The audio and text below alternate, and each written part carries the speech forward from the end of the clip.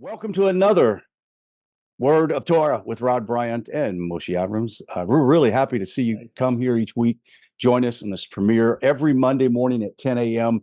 God willing. Of course, we want to add the caveat because we don't want to do something that tends to predict the future. We know that everything is in Hashem's hand. We're in a great study of Torah. We're actually in Genesis, the first chapter, verse 28, starting off in, or 28, correct? Yeah, verse 28. 28, that's right, yeah. And hopefully by next week, we'll be right into chapter 2, correct? Or are you going to try to do chapter 2 today as well?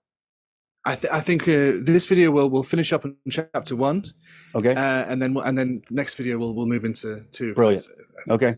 Great. Excellent. So let's get rolling here. You can go ahead and display your screen. Oh, by the way, I just want to say, guys, please like and share the videos. And if you're interested in watching our classes, getting private tutorship or private classes, you can get a hold of Moshe Abrahams at Gmail. It's Moshe R. Abrahams at gmail.com. Very easy. Just one word, one solid word. Okay. Go ahead, Moshe.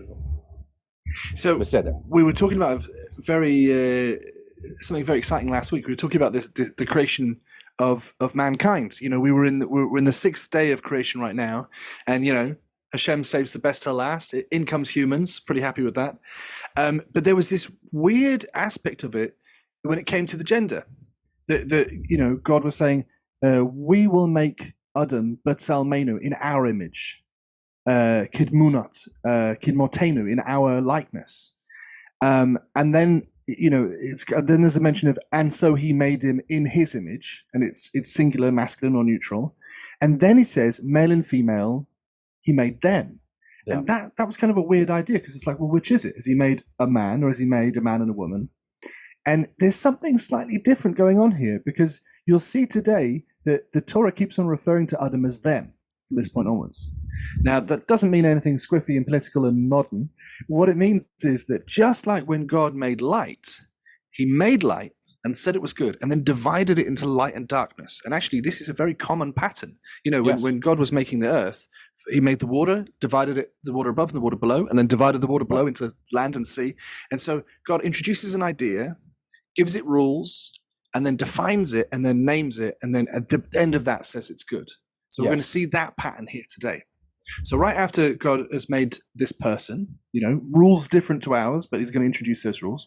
He says, remind the student, once again, he will address Adam as them until there is the creation of Eve. Okay, I just want to make sure it's in the back of their mind. Okay, go ahead. Absolutely. And it's interesting, because this has always been one that's kind of caught people's attention, the idea, because sometimes people say, oh, he made Eve from the rib, and other people say he made it from the side. And actually that noun is a little bit vague. Yes. And so we can see it play out. And one student once said, oh, well, it's not fair if you made woman from the rib, that's like saying woman is less. And I said, why would you say that? He said, because it's the smaller parts. I said, but we've never thought that the smallest nation was the insignificant nation. We never thought that the smallest part was the insignificant part. But really, you can just as easily read it to say side. Just like in a polygon, it's the same word for a rib and a side on a shape. But that's all coming. that's yet to come. But you see here, we start off with these 3 words, which is a clause in itself. Vayvarech otam Elohim. So what that is it's starting off with the verb, vayvarech. You can see bet reish chof, that's the word baruch, which means to bless. You know, in Arabic it's Barak. That's why Barack Hussein Obama has a name. His name means blessing, and you get a lot of Jewish lads called Baruch as a first name. So vayvarech means, and he blessed them. Otam is them. Yeah. So what happens is, we don't have it in English, but we have it in Hebrew. We have an active pronoun and a passive pronoun. So, Rod, if I do something to you, if I'm the doer and I'm doing something to you, ani is I. But if you do something to me and I'm passive, you do something ot, because I'm passive. So ani is active, ot is passive, right? So by passive means you're the one doing, I'm the one being done too. So here, the Adam is passive. Vayvarech otam. But the passive he would be oto, with a little vav with a little yarmulke on Yeah. it. This Yeah. is otam. The mem makes it plural. So he blessed them. And then it says Elohim, because that's who's doing the verb. So we get verb first and then who's doing it. So he blessed them, interesting enough. And how does he do it? He says, V'yomer, this is that classic word. This is the most frequent word we see in the book of Bereshit, that amar means to say. Yomer means he will say. V'yomer flips it into the past tense, he said. So that's the tense flipper. So he blessed them and said, Lehem Elohim. Elohim. Right? So again, just like Vayreik Otam, this is V'yomer Lehem. La means to and hem means them. So he said to them, Elohim, God did, Pru urvu umilu et haaretz. Now, sharp-eared students will notice we've heard this phrase before. But the first time we heard it was directed at fish. Right. But this word here is plural. So the individual one would be pri. Pri is fruit, right? Pri. Mm-hmm. But this is the verb to fruit. This is, as in be fruitful. Right. Fruiting. Mm-hmm. And the oo here, you put oo when it's them doing it. That's a pluralizing thing. So they're saying humanity will be fruitful. Mm-hmm. Urvu, the rav here means multiple or many. The oo at the beginning is and, rav and is many, and an end, a final oo vav is again plural. So they'll be fruitful and they'll become many, they'll multiply. Milu. Well, milu means and fill up. Now, with the fish, it was fill up the waters of the sea. But with the people, it's to fill up et haaretz. So is that where the British get the root for Lou? No, right, because we go and fill it up. Very few people probably even get this one. But anyway, we'll go on. I'm sorry. Brilliant. They say England and America is divided by a common language, but I think ribbing each other is what brings us close together, isn't it? It's the best.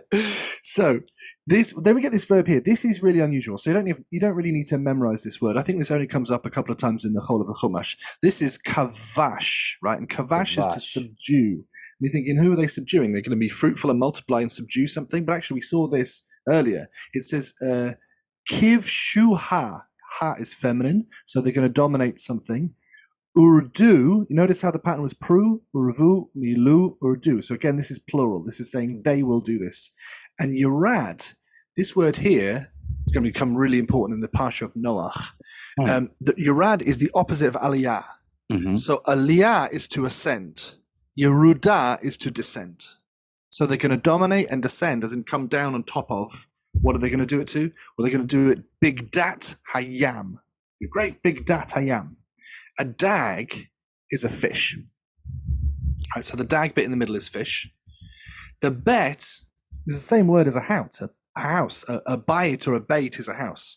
So when is a house useful? Only if you can go in it. If you can't go in it, it's not really a house. It's just a block, right? So bet as a prefix means in or with.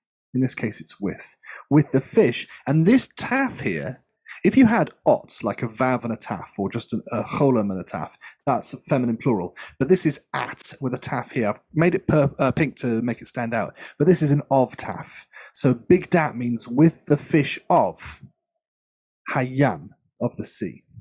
So they're going to be, God bless them, that they should be fruitful, they should multiply, and they should dominate the fish of the sea. Uva oaf hashemayim. Uva oaf. The u is and, the v is with, and oaf is the flying things.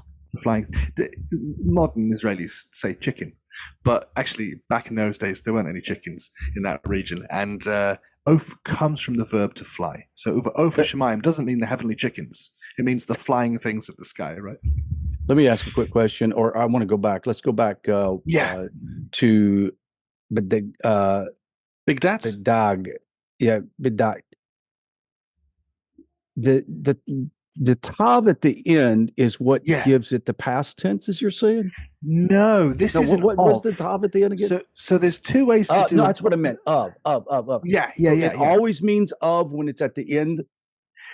No, it's weirdly with tafs, it really matters about the vowel that you give it. Okay. So the masculine or neutral plural or the ending for flowing is yod mem, like the em ending. right? The feminine ending is ot. So yelda is girl, yeldot is girls, right? But at is an of thing. Rather than ot, it's at. So when you have a taf added on with this vowel here, or a similar vowel, it means of. I'll give you an example.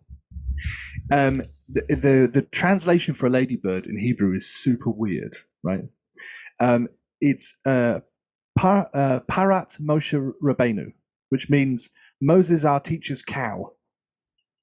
And this is because this is an Ashkenazi thing. So back in Russia, the Russians had this habit of calling bugs after saints. They would say, "Oh, this is the horse of St. Christopher," and all this kind of stuff. And the Yiddish-speaking Jews thought this was really funny, so they liked the ladybird. They named it Moses, our teacher's cow, because it's funny. Gosh. I've never heard this in my life. Really odd, but today, people still say it in Israel. They go, "Oh yeah." So what you do is para is cow, but it's parat. So it's the cow of Moshe Rabbeinu, Moses, our teacher. And I was talking about the other day, I was staying at my in-laws' house, and I went in the kitchen, and there's this great big praying mantis. And I managed to catch it in a big cup, get it out there and throw it out the window, because I don't know if they can do damage to your finger. I think they're always like a, you know. I don't know. I don't take a chance. Yeah, go ahead. But I got it out of the house, and then I had no evidence of what it was. So I was trying to explain to my mother-in-law what it was that I caught and sent out the window, and I had to act it out in the end with the big eyes, and the whole thing was in. And she went, "Oh, Gamel Shlomo." It was Gamel Shlomo HaMelech. That's what she called it, Gamel Shlomo HaMelech, which means King Solomon's camel. Is the name for it. So is that real? That's what they call it. They call it King Solomon's camel. And there's no praying mantises in Russia. So this is because of they're continuing the tradition, because of the most. But is it only with the praying mantis that they say that, or is it with other insects as well? I don't know. I just every now and again I've never heard this before. It's never weird. in my life. I love it. It's like, because you imagine like full-size King Solomon riding on an enormous praying mantis. That's a formidable foe in battle. Isn't it? Absolutely. Yeah, it comes along and eats the head off your horse or something. Good. When you get into the animals, you make all kinds of I know it. So sorry for taking you down that trail, but you went through it pretty quick, and I wanted to repeat that. So anyway, go ahead. So it's this list. It's the idea of them listing that they're going to be dominating of the fish of the sea and the flying things of heaven, uva kol chaya, and all the life. In fact, this is quite a nice function to learn if you learn your grammar. Kol means all. Sounds reasonably similar. Bakol means with all, because bet means in or with. Uvakol, absolutely. Uvakol is and with all. And all of the chai, like l'chayim, to life. It's all the life, haromeset al haaretz. This is the best way to describe romes. Because it's the stuff that creeps and crawls, and it's all the stuff that gives you the creeps.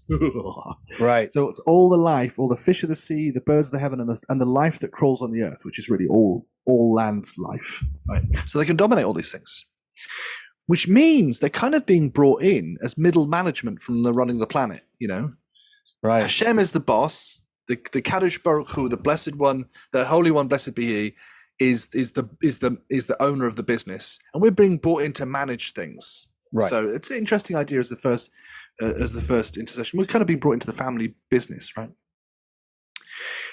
V'yomer, and this is where things get both happy and sad, because we're going to talk about food now, which makes me happy, but we're going to start off being vegetarians, which makes me sad.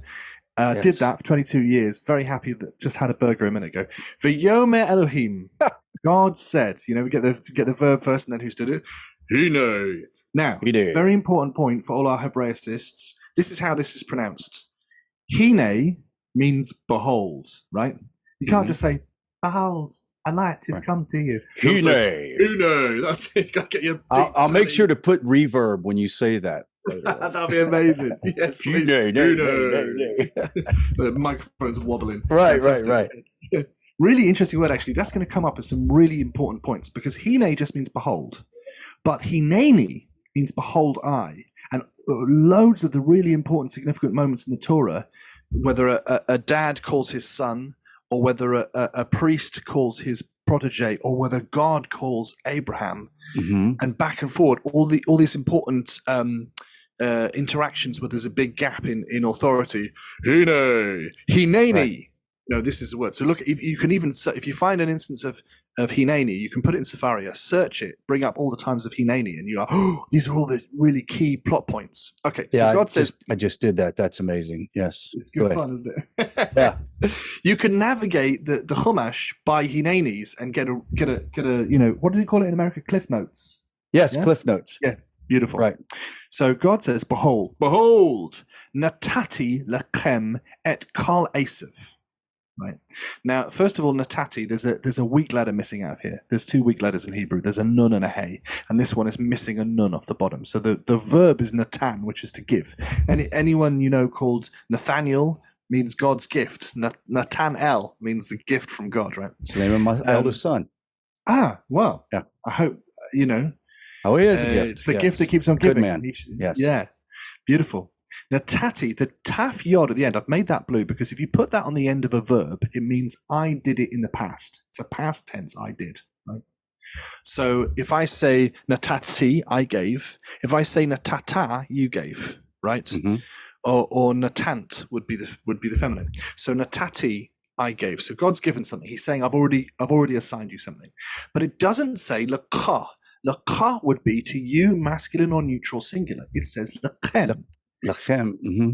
It adds on this mem, which is plural. Just really hammering home that point. He's talking to Adam. To you, right? Or as Texans say, y'all. Absolutely, positively.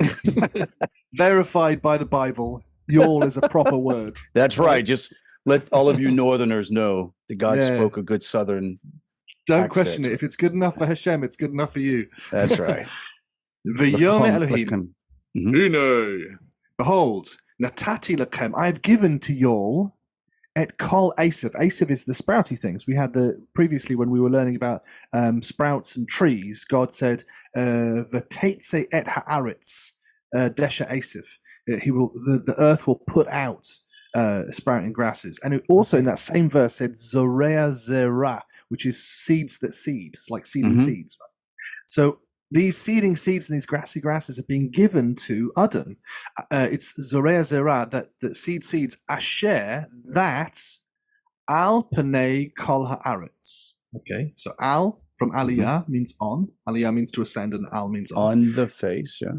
Yes, very good. And just like we had this of taf a minute ago, we have an of yod. So yod on the end doesn't explicitly mean one thing or the other, but when you have just a yod and a tseira, you see this a sound. It's looked like binoculars underneath the nun. The combination of these two means of. So panna is face, the verb to face somewhere, and the panim is the face, and panei with a yod and a tseira means face of. Okay, so it's al panei, on the face of kol haaretz, all the land earth. Yeah. Absolutely. So this is all being given to Adam. Also, this is a repetitive thing that we see where it says seeds of seeds, and this, and you see the word repeated over. That would be an interesting study at some point as to what is being conveyed. Absolutely. Well, the good rule for Hebrew is every word in the language comes from a 3-letter verb root. So we have the noun zera, which is seed, from the verb zorea, which is to seed, like to put out seeds. Right. So just like in English, we can say go and seed the field with seeds. Right. This is the same thing. The root is the same. Is a very, very similar word. So that makes that illustrates that pattern very nicely. Another point that you're making, the repeating. This is a very similar verse that we saw earlier. The first time is that they were coming into fruition, and then that they're being given to mankind, which means God planned the food before the baby. Any parent knows you've got to nest for a bit before it arrives, right? Absolutely. So on the face of all the earth, kol haaretz, v'ed kol ha'etz. Just like eitz chayim he, which means she is the tree of life. Eitz is tree. Ha'etz is the tree, and it's ha'etz, the tree. Asher, that bo.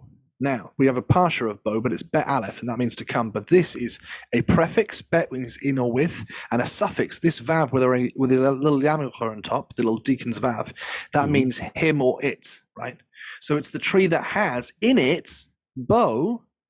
In it. Okay. Eggs. I was wondering because you were throwing me there for a second.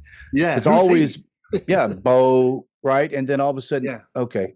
Great explanation. I love that. Yes. That's the thing. It's much easier to read Hebrew because all those homophones that sound the same, we can see the difference. So reading Torah is even easier than going to Israel on holiday, you know? Right. So it's in the pre-eights, inside the fruit of the tree is Zorea Zera. More seed. The seed, exactly. And he's giving them all lachem, to y'all. Right. So actually, this is the start of a new sentence because this is all what's being given lachem. And then this new phrase is lachem yiyeh la'achla. Okay? So this is kind of actually a new clause. To you or for you, lachem, but y'all, so to y'all or for y'all, yiyeh, it will be la'achla. Now, my favorite verb in the whole language, you could tell if you could see my waistline, is akal, to eat, right? So la'achla means for food. Just like akal akhla. So it's like zera, right? Beautiful. So we're hearing about the food. So far, all seeds and fruits and stuff, we're fine. Don't worry. More meals are coming. This is just the appetizer for now, right? Oh, yeah. Okay. And it mentions first the humans are getting this food in the form of Adam, who's currently a singular person, but contains the potential for all humanity. That's what it comes down to. Just like the initial introduction of light contained the potential for all light and energy. Well, just as the seed that seeds, men make men, or you understand, humanity makes humanity. Yes, yeah. Absolutely. And interestingly, not on their own. Because later we're going to get to the point where they're going to be divided. But once they're divided, they don't have that heavenly ability to make life. It's only when the two parts are brought back together again where we become more completely in the image of God in marriage. That makes an individual person is in the image of God, but they're closer to the image of God when they complete that puzzle. And then they're capable of emulating God in bringing life around. Now, obviously, the life still comes from God, but he gives the lock and key to bring life to a married couple. Yes, it's the partnership. Not to an individual. It's creative partnership that Hashem gives. Yeah, it's amazing. I asked a student the other day, I said, because we were talking about male and female, and it always gets political. And I said, of course. So who can make life? And this student said, I'm deliberately avoiding saying the gender of the student. This student said, women. And I went, what, without any help? And no. The student went, well, I said, no, the man can't either, but it takes both. Right. Something about tango. You can't do solo tango. That's the thing, isn't it? That's right. So, ulakol chayat haaretz. Ulakol, of course, we have that function. U is and, la is two or four, kol is all. And for all, chayat haaretz, all the life of. Notice again, we have chayat. This is not chayot. Chayot would be animals, but chayat is the life of. I should have made it pink again, but I made it purple. Haaretz, the life of the land. And it goes into specify again. Ulakol oaf. Can't see me flapping my wings, but that's the flying things Hashemayim, not the heavenly not the heavenly chickens. Ulakol romes al haaretz, all the romesy things. And then it gives us a weird detail about the romesy things, right? It says asher, that bo in it nefesh chaya. So in the previous thing, talk about fruit. Inside the fruit was the seed, but inside the romes and inside the animals, there is inside it bo'o, nefesh, soul, chaya, living soul. So to these things that have a living soul, God is giving kol yerek asiv. Now we had asiv as grasses, right? But yerek is the color of these grasses. I'll give you one guess what color it is. Blue? No, green. I'm sorry. So green. Close. Green. So he's giving all the lifey things, this yerek asiv, these green sprouts, la'achla, for food. And then, bum, bum, bum, we finish with this phrase. Vayihi ken, which is not tov. right? Correct. In all the days of creation so far, we've had, one, if a stage of creation has been finished, it says v'yehi kain, and it was so. But when that whole stream of creation has been finished, it says God saw it, ki tov, it was good. Mhm. So this is, the thing has been, but it's not completely finished. We have to go to the next verse to see it finished. Right? Mhm. And this is the interesting one. This is the last verse of chapter 1. And chapter 1 entails the 6 days of creation, which means what's going to happen after the 6 days of creation? We're going to have Shabbat. Mhm. So we're finishing with first mankind and then feeding everything. There's a party to celebrate. So, but you'll notice when God sees that it's good this time, it's going to be very slightly different than all the other times he saw that it was good.